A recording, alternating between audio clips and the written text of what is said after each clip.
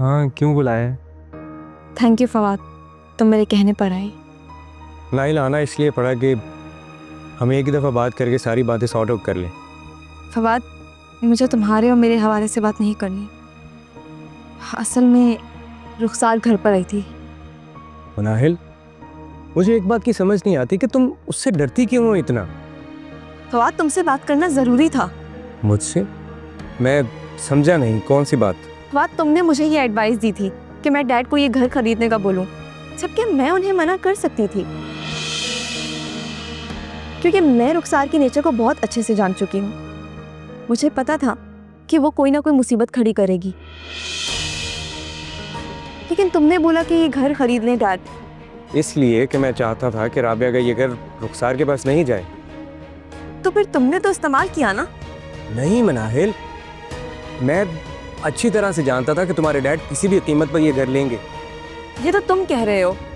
मैं सच कह रहा हूँ। फिर गिला मेरा है तुमसे। मुझसे कैसा गिला है तुम्हें?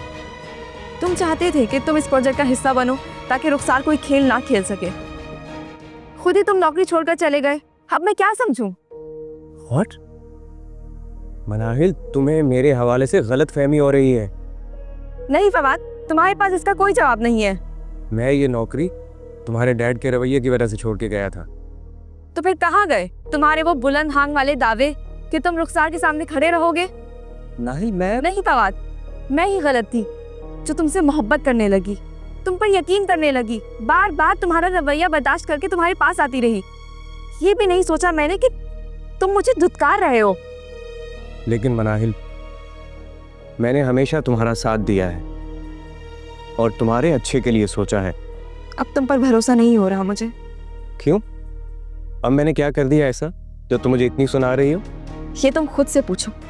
मैंने सिर्फ एक गलती की थी फवाद, कि उस दिन तुमसे मोहब्बत का इजहार कर दिया, जिस पर मैं बहुत शर्मिंदा हूँ। देखो मनाहिल, तुम फिक्र ना करो। तुम्हारी गलती के सामने मैं रुखसार को कुछ नहीं करने दूंगा। कोई रीजन नहीं है फवाद, हम रुखसार का सामना कर लेंगे। तुम जा सकते हो, जाओ। मैं खुद ही चली जाती हूँ। नाहिल, मेरी बात तो सुनो। नाहिल।